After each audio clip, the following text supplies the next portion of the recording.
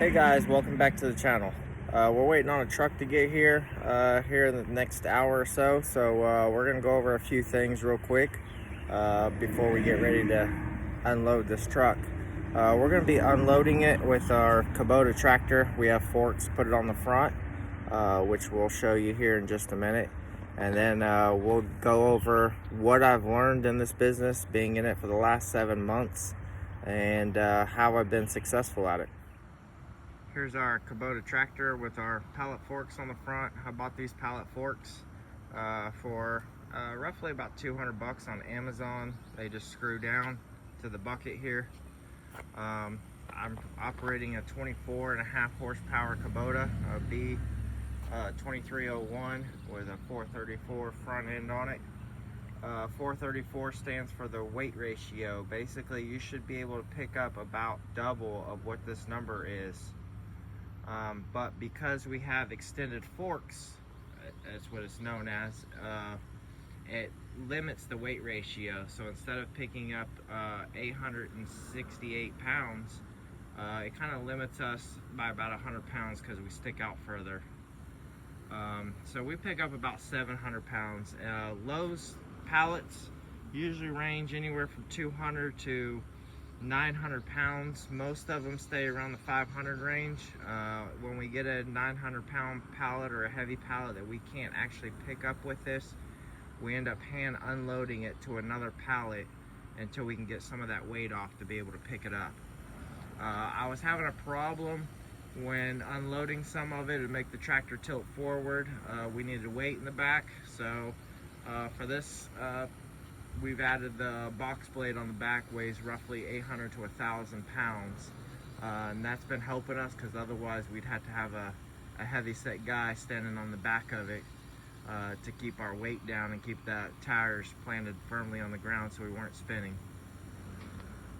But this is what we'll be unloading this semi with once it gets here with the Lowe's load. Some of you may be asking, why am I using a Kubota tractor to unload a truck and not a forklift?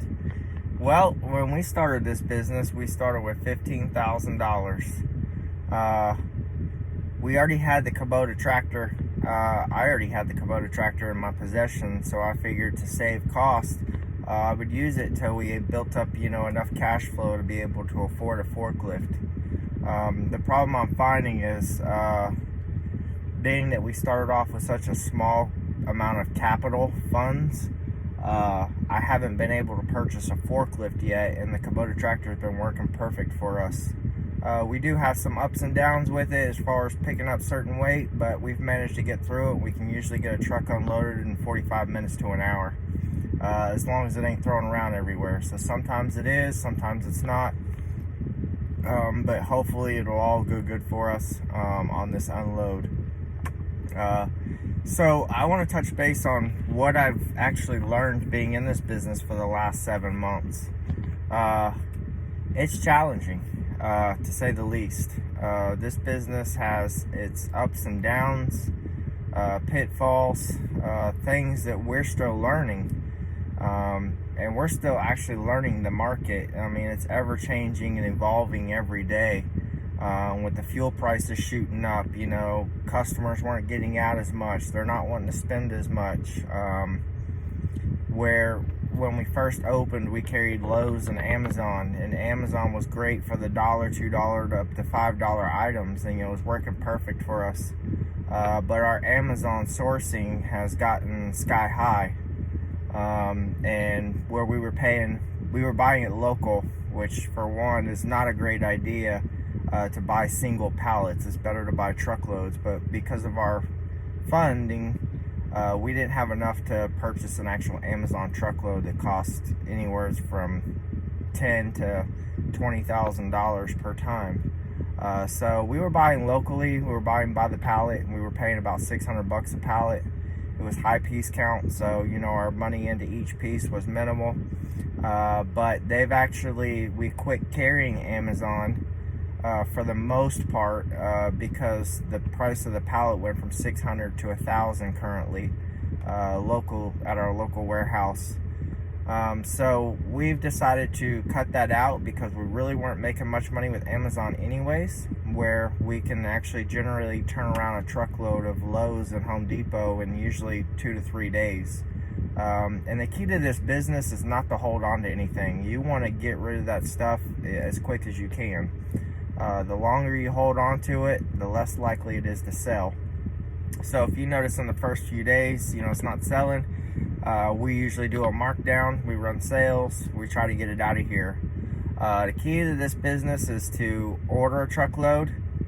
Once you know it's going to be on its way, within a couple days, I would say no more than 3 or 4 days, you'll want to have another truckload on the way. We've learned that where when we first started, because we didn't have the capital, we were ordering a truckload.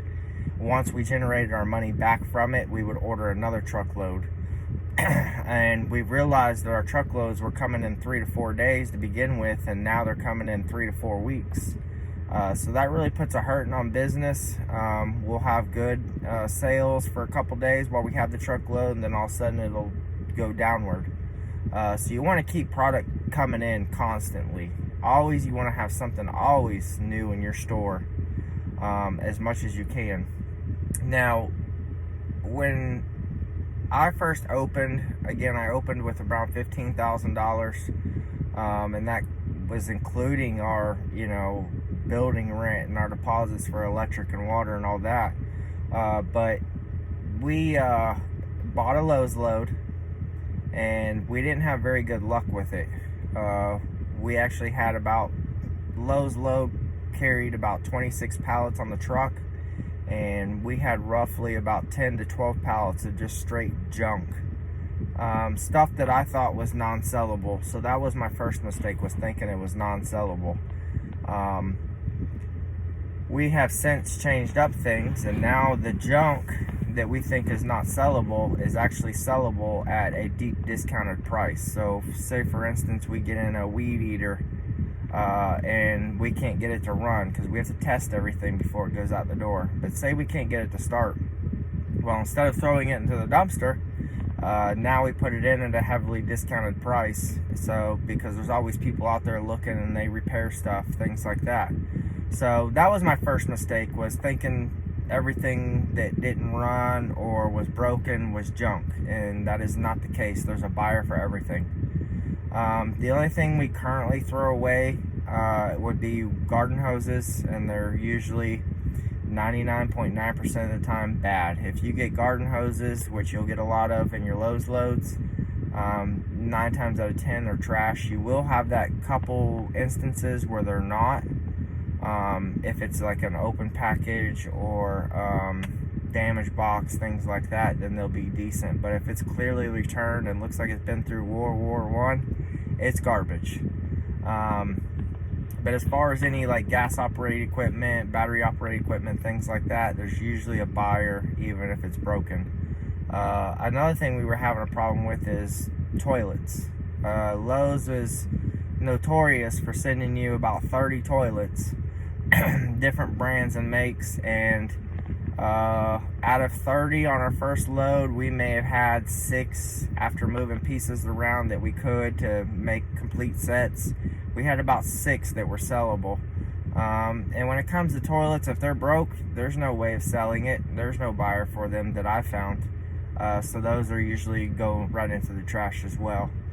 The reason why I say space is key, warehouse space, storage, things like that, is because certain times of the year, you will get, say, Christmas stuff. We got Christmas stuff all the way up until April. Well, you don't usually get Christmas stuff during Christmas time. It always comes afterwards. So you need to be able to take all this Christmas stuff that's good, it's usually off the shelf, it's overstocked, it didn't sell, this and that and the other, and be able to store it away so that way next year when Christmas time comes around, you'll have product to put out to attract those buyers. And then also, if you have certain items you get in a lot on these trucks, like say you buy Lowe's constantly, you're going to get the same product over and over. It just may be a different variety or different count of, that.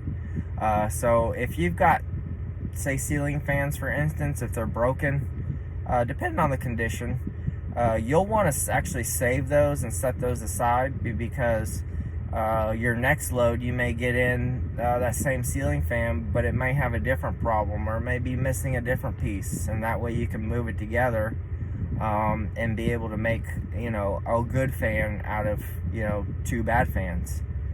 So there you go there to maximize your profit and save you some headache and money there. So there you go. You created a sellable item out of two. One sellable item out of two, where before you had no sellable items.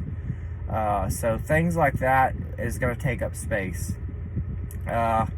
We got an Amazon in, and it was loaded with adult toys and tobacco bongs.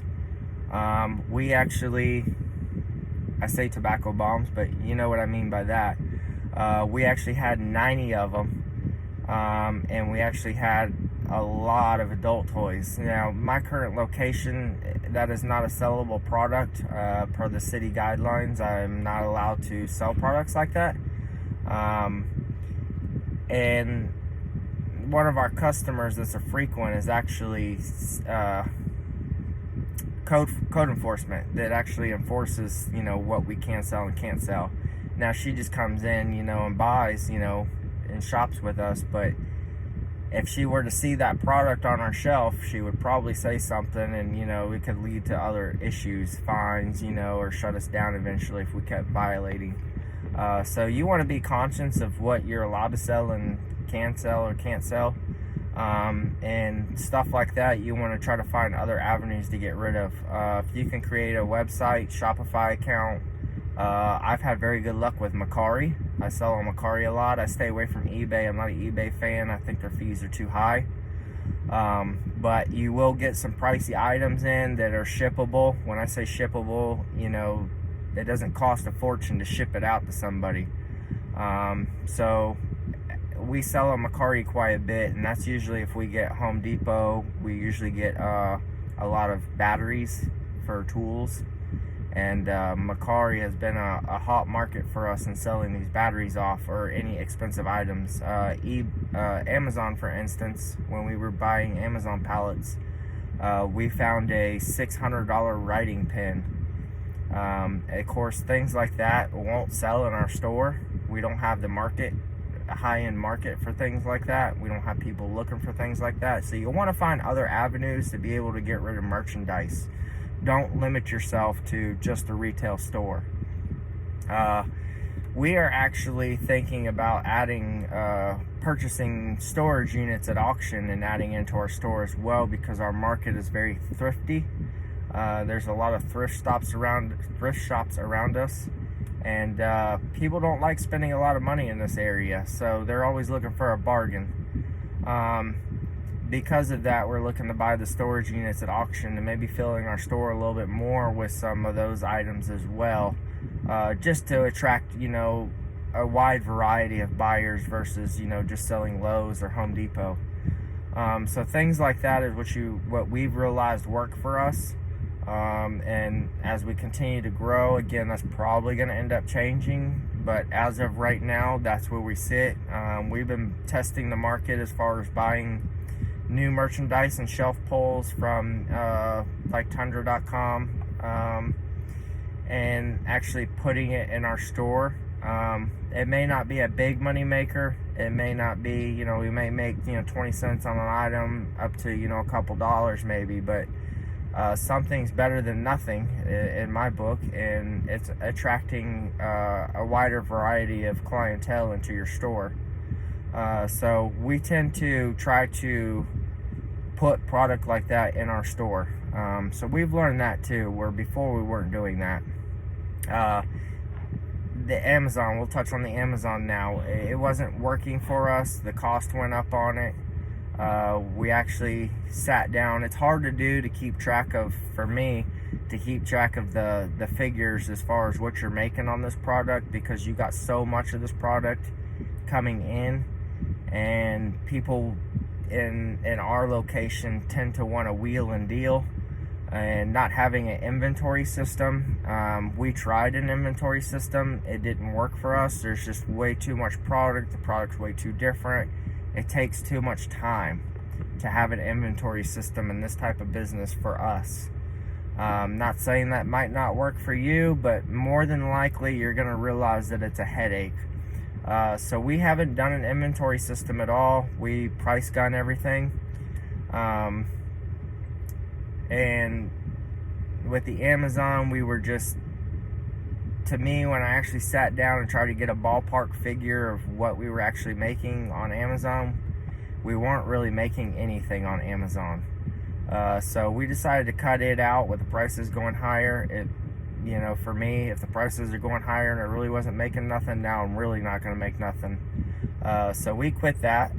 We're doing Home Depot, Lowe's, and then again, we're throwing in some items from different websites, whatever we can get a good deal on. We got a good deal on 250 pieces of makeup a few weeks ago, and I've more than tripled my money on it in the last couple weeks here, and we only got a little bit left. So that was a good buy to me. So if I can find good buys, I'm gonna buy it and I'm gonna put it in my store. You just got to do a lot of research and find what you can find cheap and know what you can sell it for in order to turn a profit, and that's key. Home Depot and Lowe's is the bread and butter. That's what turns over quickly. It provides the most money, keeps us going, but the problem is you got to keep them trucks coming in. You got to keep that inventory going out the door as quick as possible. You got to turn that product quickly. We've realized that we need to run, to cover our overhead expenses, we need to run a minimum of 2 trucks out of the store a month in order to generate decent profit. We're trying to get up to at least 3 trucks a month, but with the shipping taking so long, it's been a struggle. So that's why hopefully after this Lowe's load coming in today, we'll be able to go back to ordering Home Depot. Home Depot is a little more expensive, but it's a lot cleaner product. 90% of it minimum goes to the floor. I mean, there's hardly any waste to a Home Depot. It's like night and day compared to Lowe's.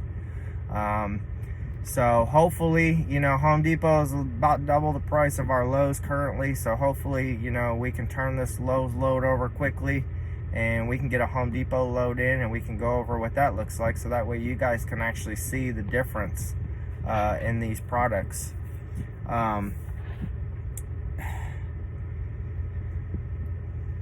We have been turning a profit since day one. It's been a struggle. You're going to be married to this business for at least the first year, if not 2. But we have been very successful at turning a profit from day one, and we've mainly done that with only advertising on Facebook by creating a Facebook group and a page, posting to the buy, sell, trade pages. That's been our main source of advertising and our only source of advertising.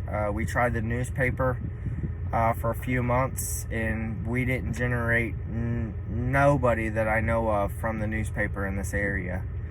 So we realized that was a waste of money, and we did away with it. So as far as advertising, it's all been done through Facebook, and that's been it. We're thinking about down the road maybe selling pallets. There's always people looking for pallets because they go to the flea markets. Again, we live in Alabama here, where it's considered poor. People around here are usually older. They don't have a lot of money on a fixed income. So that's why our business thrives the way it does. If we can only get out there just a little bit more at this point as far as being known, because we still got people that come in saying they didn't even know we were here. So if we can get out there a little bit more and get known a little bit more, I'm pretty sure our sales will pick up. But as of right now, we're doing pretty well in our 7th month in. And we're able to expand and grow. You're not going to be able to pull out any money, so to say, for the first, I would say, 6 months for yourself. You won't be able to take any money out for yourself because you're going to be needing that to continue to grow the business and to get more product in. And again, it's a key factor. I can't stress this enough. The quicker you get the product in and the quicker you get it out that door, the better off your business is going to do. and grow in the future. So keep that in mind. If you like this video, click the like button and subscribe, and we'll get back to you.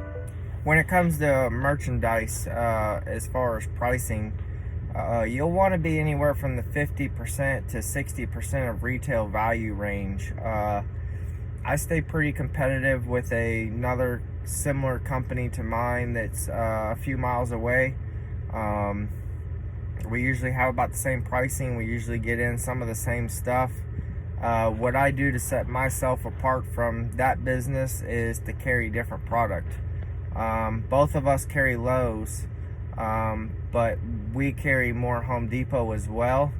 And we also carry, Target, Walmart brands, things like that. I'm hoping in the future we can carry more of that. Just the price wise, and us being new to the business has not made us move ahead as quick as we'd like to, as far as getting stuff like that, because of the expense. So pricing, 50 to 60% of retail. If it's in good new condition, you can be on the higher end. But a lot of times people use product and they don't want to spend the upfront money, so they buy it, they use it, and then they return it to get their money back. You'll see a lot of that in this business, or you'll see, battery operated tools where somebody has that same tool and their battery went bad, so they went and bought the tool, pulled the battery out, swapped it with their bad battery, and took it back and got their money back, and there they go, they got a brand new battery. You'll see a lot of that as well. So that's stuff to look out for. Don't always assume because it's new in the box, or the box is new looking, that the product is going to be new. You'll want to test as much as you can to eliminate refunds. I've learned that. Test as much as you can to make sure that the product works as best as you can. For instance, pressure washers. We don't have a hose spigot here, so instead of taking, tons of product home with me every day to hook to a hose spigot, I make sure it powers on and it works and it's operational. If it's questionable, then, I might do it. But if it doesn't look questionable, I might take the risk and put it on the floor. And, if a customer has a problem with it, they can bring it back to me. They know that in this business. A lot of people in this business don't offer returns. I don't feel that's fair. I offer a 3-day return policy. On some items it goes up to 7 days, but no longer than 7 days. And it's for that reason. If I test a pressure washer and it works, as far as like an electric one, if it plugs up and it runs, I'm gonna take my chances and I'm gonna put it on the floor and sell it. We had one come back and it leaked, from the front of it. It was leaking water out. So that's something, if you have a opportunity to be able to test it all the way, then by all means do it. But if you don't, test it as much as you can. And that's why we offer, we're the only ones in the area that actually offer a return policy, where all the others don't. You buy it. If it don't work, oh well, is their motto. And to me, that's not good business. So be conscious in how your business is going to grow. For me, word of mouth around here is everything. And if you get to have a bad reputation for selling bad product, people aren't going to shop in your store. So keep that in mind. Another thing we've learned is theft. Theft in our store is not as high as it is in other stores around me. I've got friends in the bin business. We keep in pretty good contact what's going on. He's not far away from my location. And he lets me know, hey, we got this going on. And I let him know if we got something going on. But theft is, for us in this area, for some reason, it's the people that you wouldn't expect would be stealing.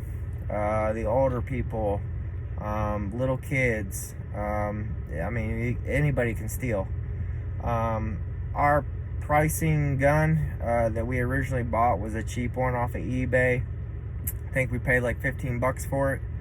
And the labels didn't have perforations in it, so you could literally peel off the labels and you can move price tags around. So we noticed that a lot of theft was happening that way.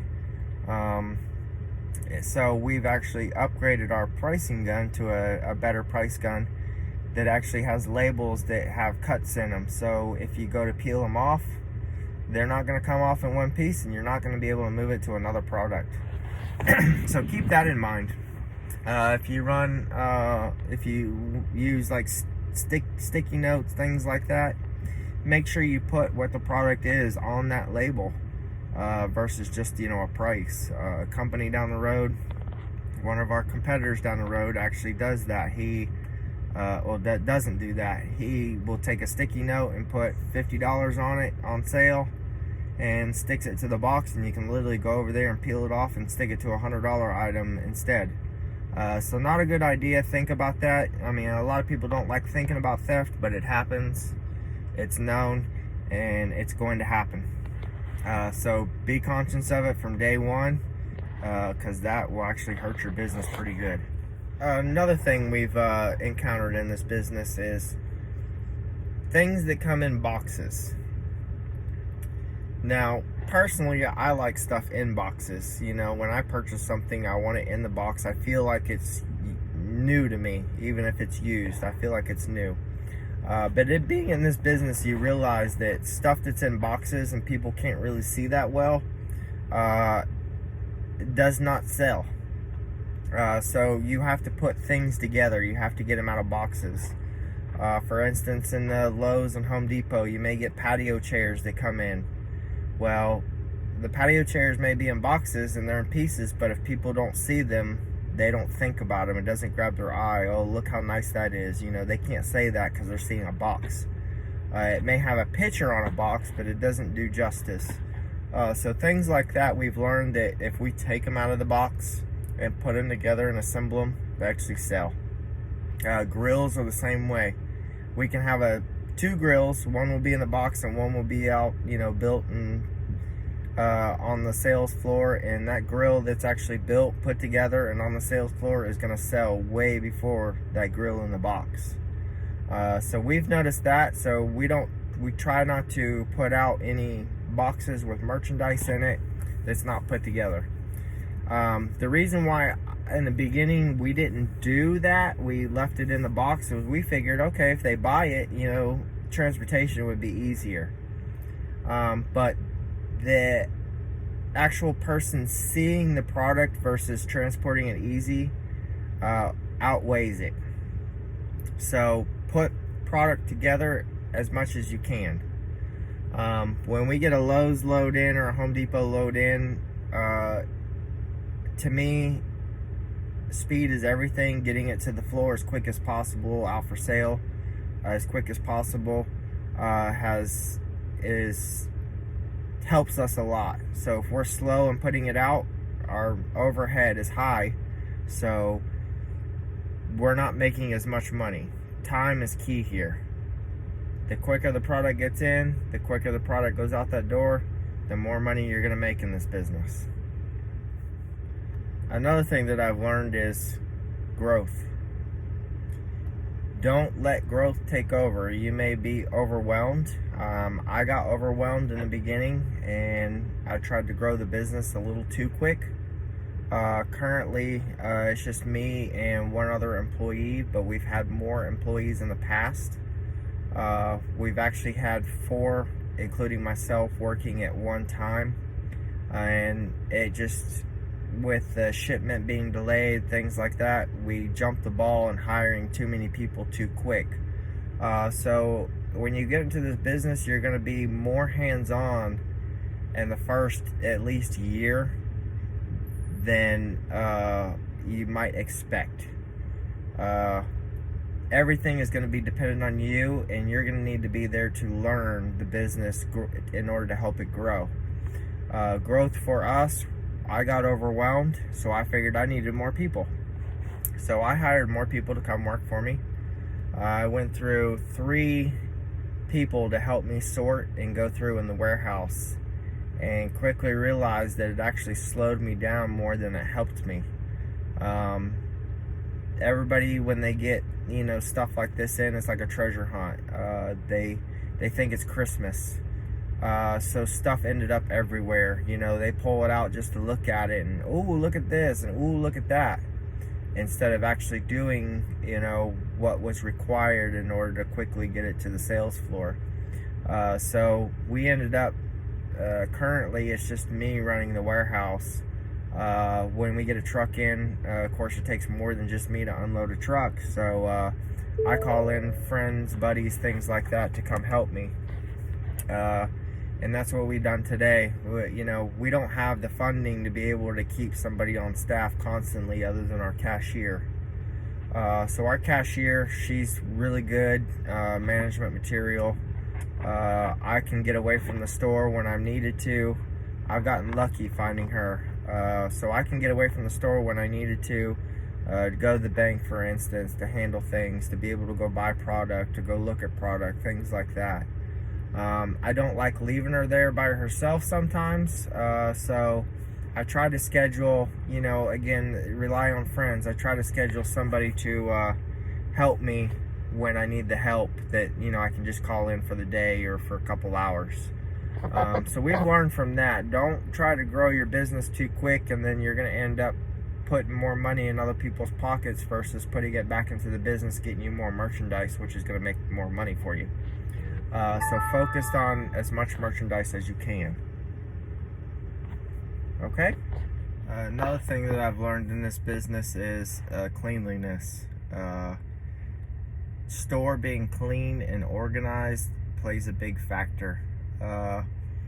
For example, one of our competitors down the road, his store is small and it's crammed together and you can barely walk down the aisles.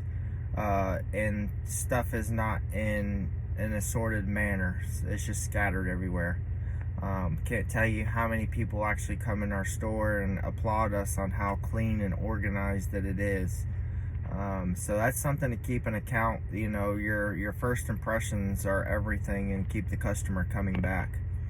So make sure your store is nice, clean, and organized in order to maintain your customer service base. That's it for this video. If you have any questions or comments, please drop them below. Like and subscribe to our page for future posts. We'll be posting a lot coming up, and taking you through my journey and starting this business, and how I've been able to succeed and what I've learned. So until next time.